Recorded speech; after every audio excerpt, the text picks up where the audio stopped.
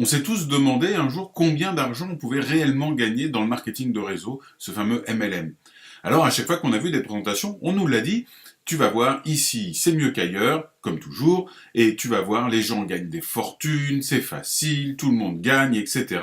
On va te présenter un plan de rémunération où on vous montre tout, on vous parle de gens qui ont réussi, et à la fin, vous savez pas concrètement combien vous allez vraiment pouvoir gagner. Et donc j'aimerais vous expliquer le secret fondamental qui va vous permettre justement de savoir, eh bien tout simplement, quelles sont vos chances de gagner de l'argent dans l'entreprise, combien vous pourrez gagner, combien aussi, un autre critère important, vos équipes vont pouvoir gagner, de manière à ce que vous puissiez avoir une vision un peu plus globale, un peu plus générale, et vraie surtout, de ce que votre entreprise vous propose, et vous pourrez ainsi comparer et choisir en prenant en compte des éléments concrets et pas juste quelque chose qu'on sent ou quelque chose qu'on vous dit. Alors, comment faire? Comment faire? Eh bien, c'est très simple. En fin de compte, la première chose à comprendre, c'est que souvent, eh bien, pour nous parler de marketing de réseau, on détourne notre attention sur d'autres choses qui sont peut-être moins importantes, peut-être moins fondamentales, et qui nous font croire certaines choses que les gens qui sont à l'extérieur nous disent mais tu te rends pas compte de ce que tu dis, c'est totalement aberrant. Et nous, on y a cru tellement on a entendu ces discours, et donc j'aimerais déjà reposer un peu les choses de manière à ce que vous puissiez comprendre un peu mieux. Alors la première chose, c'est souvent l'arbre qui cache la forêt, c'est-à-dire qu'on va vous parler de un tel. Un tel a réussi, regarde, c'est un petit jeune, il a du succès, etc. C'est vrai, il y a des gens qui réussissent, mais en aucun cas, c'est la preuve que d'autres réussiront comme lui. Il y a des gens qui sont experts dans leur domaine, c'est pas pour autant que la majorité des gens vont réussir. Donc souvent, on vous focalise sur la personne qui a réussi, et ça sous-entendrait, c'est un peu le discours que, eh bien, tout le monde le peut, parce que certains l'ont fait, et donc tu peux le faire. Eh bien, moi, certains ont été champions du monde de patinage artistique, même si je m'entraîne tous les jours, je ne pourrais pas le faire. Pourquoi? Ben parce que j'ai pas les mêmes qualités physiques que lui, j'ai pas les mêmes qualités athlétiques que lui, j'ai pas le même corps que lui, j'ai pas le même âge que lui, et donc, tout simplement, il y a plein de gens qui réussissent des choses, c'est pas pour autant que les autres vont réussir, ou en tout cas, ça veut pas dire que c'est impossible, mais ça veut pas dire que c'est possible pour tout le monde. Et là, souvent, c'est un peu l'amalgame qu'on fait, parce que c'est possible pour un, c'est possible pour tout le monde, c'est cette croyance un peu trop générale de il suffit d'y croire pour réussir. Eh bien, je sais pas si ça vous arrive, mais moi, il y a plein de choses auxquelles je crois, et c'est pas pour autant qu'elles arrivent, même si on y croit très très fort. C'est peut-être nécessaire, mais c'est loin d'être suffisant. Il suffit de regarder tous ceux qui rêvent de réussir dans quelque chose et qui ne réussissent pas. Donc, eh bien, encore une fois, en vous montrant quelque chose, on vous fait croire que par nature, vous allez pouvoir être comme lui. Et puis, la troisième chose, qui est plus liée à la technique du marketing de réseau, c'est ce fameux débordement, à savoir, comme, et ce qui est vrai, c'est un travail qui se fait en équipe, d'accord? C'est la force du marketing de réseau. Souvent, on vous promet du débordement, c'est-à-dire qu'il y a des gens qui vont arriver dans vos équipes, vous allez payer sur des gens qui sont dans vos équipes, comme ça, à volonté, infiniment, et ça choque personne.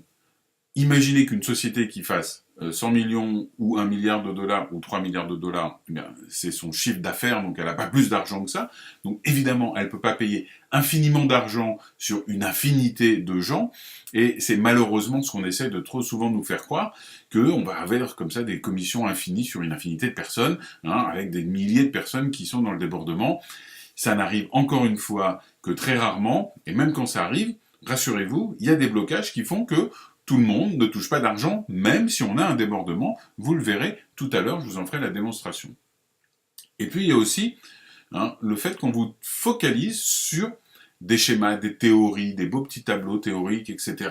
Et puis on vous explique qu'il y a 5, 6, 7, 8 manières de façon d'être payé. Comme si le fait qu'il y ait un nombre élevé de manières de vous faire rémunérer va faire que vous allez gagner plus. Mais non, vous vous doutez bien que la somme globale qui est allouée aux commissions des partenaires, qu'elle soit divisée en 3 commissions, ou en 8 commissions, ou en 67 commissions, ça va faire qu'au total, ça restera quand même la somme globale allouée. D'accord? Alors, ça peut débloquer certaines situations, mais c'est pas parce que vous êtes payé par plus de façons que vous allez gagner pour autant plus d'argent, puisque chacune, eh bien évidemment, prend un peu sur l'autre, évidemment. Et donc, on vous complique les choses, c'est un peu ce que je vous disais, plutôt que de vous dire les choses simplement, on vous dit les choses de manière un peu compliquée, plus tu pédales moins vite, moins tu avances plus vite, ça nous fait réfléchir, on n'a pas tout de suite compris ce que ça veut dire, alors qu'en fin de compte, il y a des choses simples. Et le problème, c'est bien ça, c'est comment on va simplifier les choses, parce que malheureusement, on a tous un peu l'envie de croire que pour nous, ça sera différent. Et malheureusement, si vous êtes unique, ou plus exactement, si vous êtes différent des autres, d'accord? Si vous avez votre différence, mais chacun a sa différence, ça ne veut pas dire que ce qui est vrai à votre échelle à vous va être vrai pour l'ensemble des gens. Et donc, quand vous allez être dans un système d'entreprise avec un plan de rémunération, eh bien, vous n'allez pas, à vous seul, changer les statistiques globales de l'entreprise, les résultats moyens de l'entreprise. Vous allez, par définition, être noyé dans la masse et donc rentrer dans les statistiques. Et une fois de plus, souvent, on nous montre les gens qui sortent des statistiques, mais vous vous doutez bien que s'ils étaient majoritaires, les statistiques seraient changées, bien évidemment. Donc les gens qu'on vous montre qui sont pas dans les stats, hein, je le sais parce que c'était mon cas pendant un moment où je gagnais beaucoup plus que ce que le statut prévoyait de gagner. Eh bien, quand on vous met en avant, on est en train de mentir aux gens parce que statistiquement, c'est par définition, de plus en plus impossible de faire comme l'autre, surtout s'il y en a déjà qui le font, sinon ça voudrait dire que ça change toutes les stats. Donc, et même si vous arriviez à changer les stats pour vous, est-ce que vous croyez que vous allez réussir à changer les stats pour tout le monde? Ben non. Sinon, ça serait plus une stat, ça serait plus une moyenne. Ça veut dire que même si vous sortez du lot, pour votre équipe, les statistiques ne vont pas changer. Elles seront toujours les mêmes. Globalement, vos équipes vont correspondre à ce que l'entreprise a mis en place pour une raison toute simple, c'est que c'est le plan de rémunération de l'entreprise, c'est son objectif de payer de cette manière, c'est comme ça qu'elle a prévu sa stratégie, et donc, par définition, tout est fait pour que vous correspondiez à ce qu'ils ont décidé de faire, et donc vous allez rentrer dans ces statistiques. Alors, comment on fait pour avoir ces statistiques? Vous pouvez lire les plans de rémunération avec le plan 1, la commission fondamentale, et puis les petits bonus machin, les trucs ceci, les cadeaux, voire même il y a des sociétés qui se focalisent même pas sur ce que vous allez gagner, qui se focalisent uniquement sur une chose, c'est quand vous changez de titre, voilà ce que vous gagnez. Alors ça, vous imaginez bien que quand vous commencez à poser la question, d'accord, quand je change de titre, mais je change pas tous les jours, donc entre-temps, qu'est-ce qui se passe? Ah oui, mais tu vas voir, dès que tu vas monter de titre, tu vas avoir ça. Ah, super. Oui, d'accord, c'est comme la prime de Noël, ça arrive une fois par an. Alors, vous avez une chose toute simple, c'est ce qu'on appelle l'income disclosure. Je vous explique. Chaque année, les sociétés, parce que la plupart ou la grande majorité sont ouvertes aux États-Unis, ont l'obligation légale de publier les statistiques officielles de l'entreprise par titre. Vous savez, chaque entreprise a ses titres, que ce soit des perles, des diamants, des chefs, des ce qu'on veut. Ils ont tous des titres et ils sont obligés de publier ces statistiques. Et ces statistiques, c'est juste le reflet de la réalité.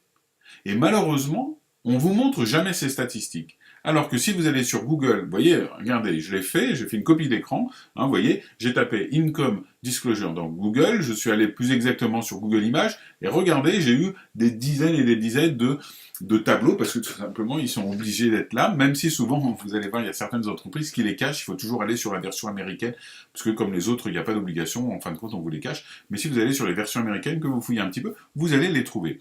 Alors, je vais vous donner quelques exemples, parce qu'il faut apprendre à les lire. Tout simplement. Donc évidemment, j'ai caché le nom des entreprises. Peut-être que vous allez reconnaître la vôtre, peut-être que la vôtre n'est pas dedans.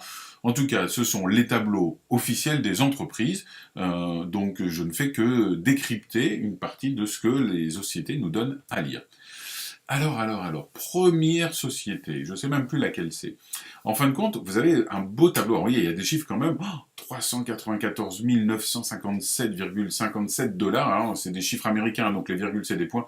Les points, c'est des virgules, bien évidemment. Alors, comment on fait pour lire tout ça? Eh bien, en fin de compte, généralement, là, on s'aperçoit, dans le petit encadré orange, que 97,33% des personnes qui sont dans cette entreprise gagnent en moyenne, average, colonne de droite, encore une fois, c'est la seule valeur sûre, 24,78 $. D'accord. Donc ça veut dire qu'il y a moins de 3% qui gagnent plus de 24 $ en moyenne dans l'entreprise. Et puis de temps en temps, quand on lit les textes, on s'aperçoit autre chose. 24% des gens n'ont reçu aucune commission dans cette moyenne, donc il y a déjà 24%. Donc si vous avez 5 distributeurs, il y en a un qui ne va pas gagner d'argent. 4 distributeurs, pardon, il y en a un qui ne va pas gagner d'argent. Et puis on lit même d'autres choses, c'est qu'en fin de compte, sur les 76% qui gagnent de l'argent, d'accord, même si vous avez des gros chiffres à 366 000 $ en moyenne, eh bien, les gains moyens de ces 76%, c'est 78 $ par mois. Donc, vous savez, en moyenne, si vous êtes dans cette société, ce qui va se passer pour vous, vous allez avoir une personne sur 4 qui ne va pas gagner d'argent du tout, et sur les 3 qui restent, eh bien, la moyenne, ça sera 78 $, et si vous voulez dépasser cette moyenne, eh bien, vous allez faire partie des 3%. Alors évidemment, c'est un tableau qui a ses limites, comme tout le temps, mais ça vous permet d'avoir une valeur et puis de la comparer. On va prendre un autre exemple. Ça, c'est une société que je connais bien parce que j'y suis passé il n'y a pas longtemps.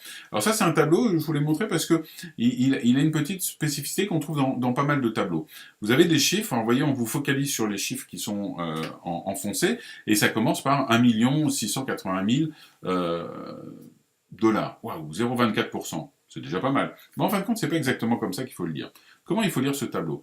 La première chose, c'est qu'il y a au-dessus de ce tableau, vous voyez, il y a les deux premières lignes, vous avez 72,25% plus 1,84%, d'accord, qui sont donc la majorité des distributeurs. Et donc, vous voyez que 72% des distributeurs ne gagnent pas de commission, d'accord. Généralement, les ventes de produits sont mises à part. D'accord. Puisque ça, on ne peut pas vraiment savoir si les gens achètent les produits et vont les stocker, ou vont réussir à les vendre, ou vont les consommer. Donc ça, on ne peut pas les mettre en stats. Donc en gros, quand vous êtes dans cette société, vous savez que 72% de vos distributeurs ne vont pas gagner de commission par rapport au système qui est mis en place. Et puis ensuite, vous avez la suite du tableau, qui est donc ce tableau, mais en fin de compte, ce qui est subtil, et c'est pour ça que je vous en parlais, c'est que si vous regardez vers le bas du tableau, vous voyez la ligne à 66%. Vous dites, ah oui, mais quand même, 66% des gens gagnent les 213 €. Alors déjà, vous avez vu, dit 66 plus 72, ça marche pas.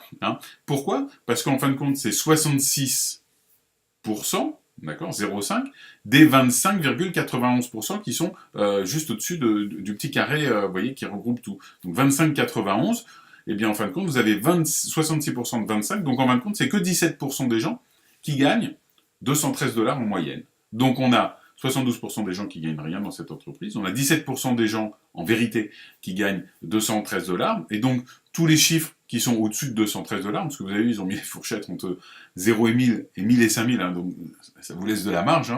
Vous doutez bien que si tout le monde gagnait plus 4000, ils auraient mis les fourchettes plus haut, donc a priori, vous voyez d'ailleurs, c'est entre 1000 et 5000, mais la majorité gagne 2111 $.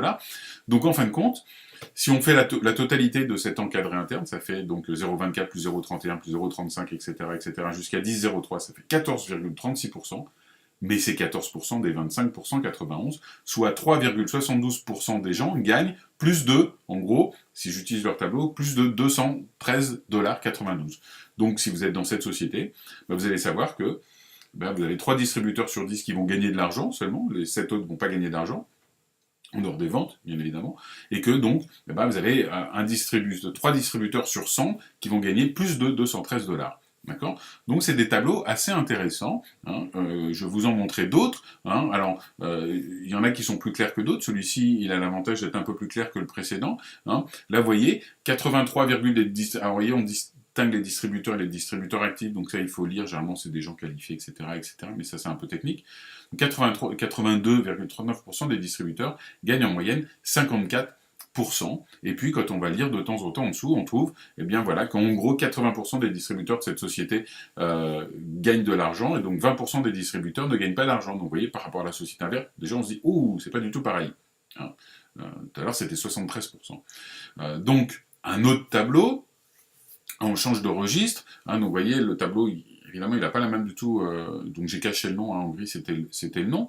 Donc, en fin de compte, on s'aperçoit que, 6%, je prends les deux premiers chiffres qui sont les deux plus gros, 651 plus 11, 316, d'accord, on est autour de 18%, en fin de compte, gagne seulement, vous voyez, en moyenne, entre 200 et 250 €. Et là, la société est plus claire, elle dit clairement, 77,76% des gens ne gagnent pas d'argent. Donc vous voyez, une fois de plus, souvent il y a des entreprises où c'est un peu les statistiques, vous avez vu, c'est la deuxième entreprise où on est autour des 70%, 73, 77, qui ne gagnent pas d'argent. Donc il faut juste le savoir, et il faut savoir que donc sur les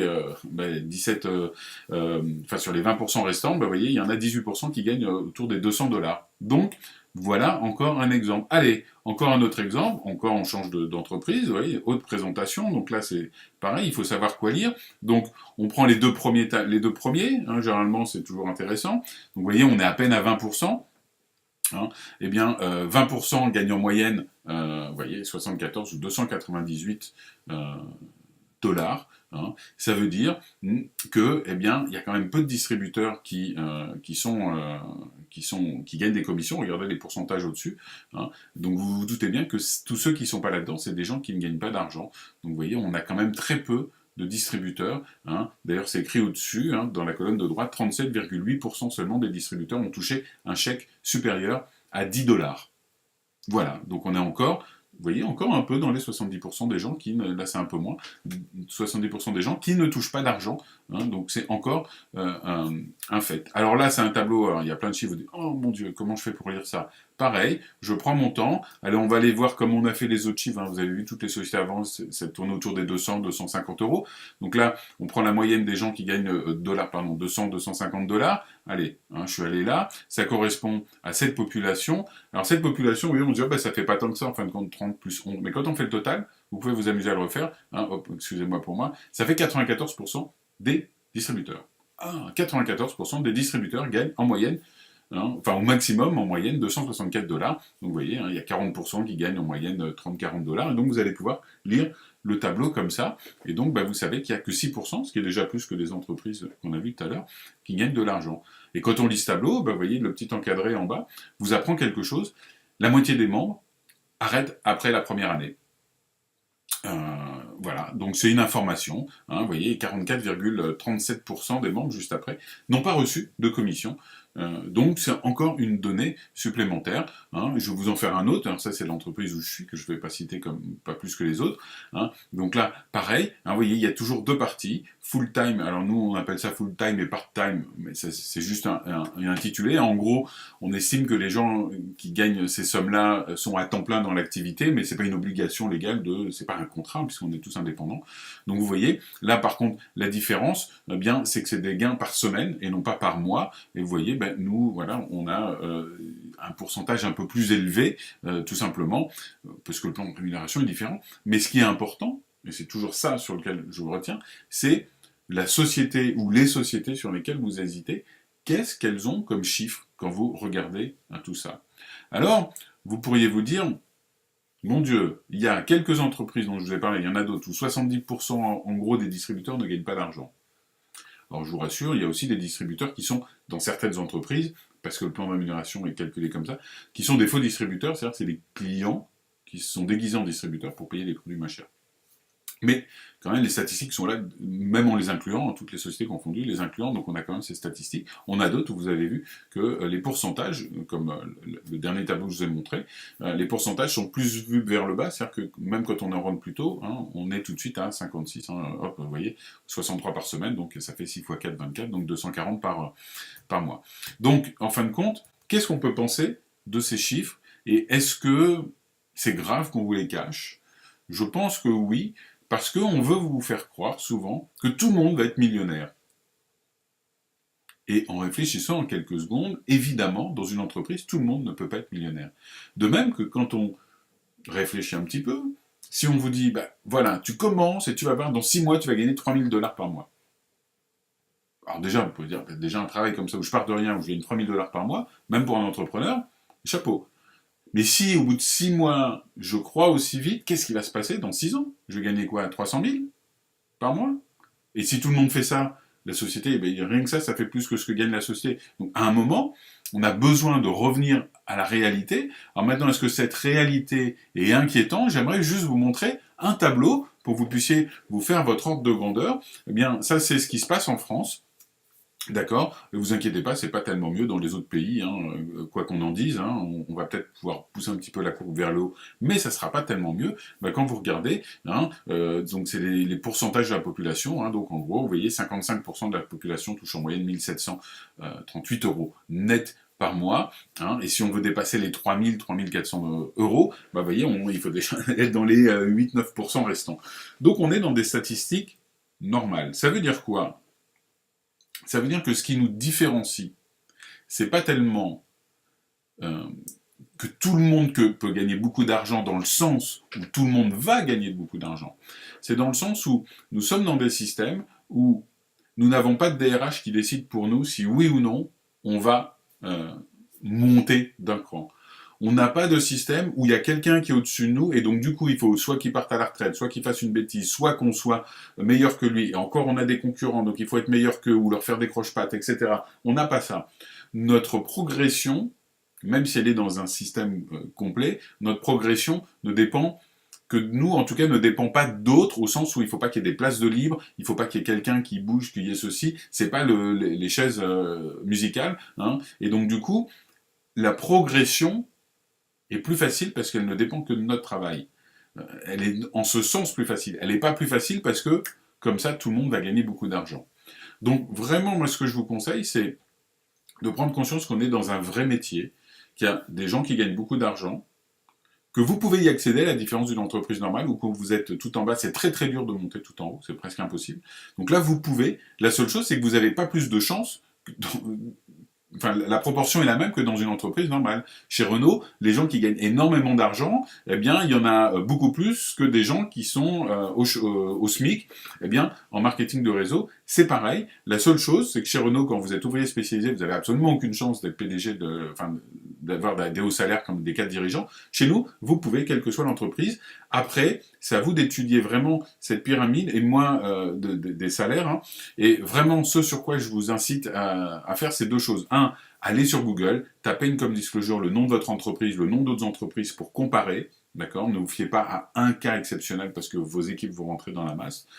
Et deux, pensez qu'en fin de compte, c'est en termes de liberté, de possibilité de monter, mais que naturellement, et c'est logique quand on y réfléchit un petit peu, tout le monde ne va pas réussir et que souvent, celui qu'on montre, hein, c'est l'arbre qui cache la forêt et qu'on veut bien vous montrer, mais on ne vous parle pas des autres. Donc fiez-vous à la réalité de l'entreprise, aux chiffres qui sont donnés par l'entreprise, parce que sinon ils se font taper sur les doigts par les réglementations américaines. Fiez-vous à la réalité des faits, plutôt qu'à quelque chose d'autre, et vous allez voir qu'en fin de compte, peut-être que vous allez être un peu déçu, parce que vous pensiez que tout le monde allait être millionnaire, mais en même temps, vous savez très bien que c'est pas vrai au fond de vous. Mais le fait de comprendre ça, ça va vous permettre d'être plus vrai avec les gens, et parce que vous allez comprendre la réalité du terrain, vous allez comprendre comment, justement, monter, parce que cette montée, elle dépend de deux facteurs, et juste de deux facteurs, de vous, et ça vous avez un pouvoir dessus, et d'une deuxième chose sur laquelle vous n'avez aucun pouvoir, c'est la stratégie du plan de rémunération de l'entreprise. Et vous le voyez, il y a des entreprises qui bénéficient beaucoup d'argent à la base, il y en a d'autres qui bénéficient, qui ont la stratégie beaucoup d'argent tout en haut, et donc par définition, si on donne beaucoup d'argent tout en haut, il faut qu'il y en ait plein qui n'en gagnent pas pour compenser, et donc les fameux 70-73% des gens qui ne gagnent rien. Donc ça, c'est la règle du jeu que vous devez accepter, c'est pour ça que c'est important de bien la regarder. Voilà, écoutez, si vous avez envie de discuter de votre plan de rémunération, ou d'un autre plan de rémunération, ou d'autres choses, bah vous avez mes coordonnées, n'hésitez pas à me contacter, je serai ravi de parler avec vous marketing de réseau. Merci beaucoup, c'était Olivier Parent, et je vous dis à très bientôt.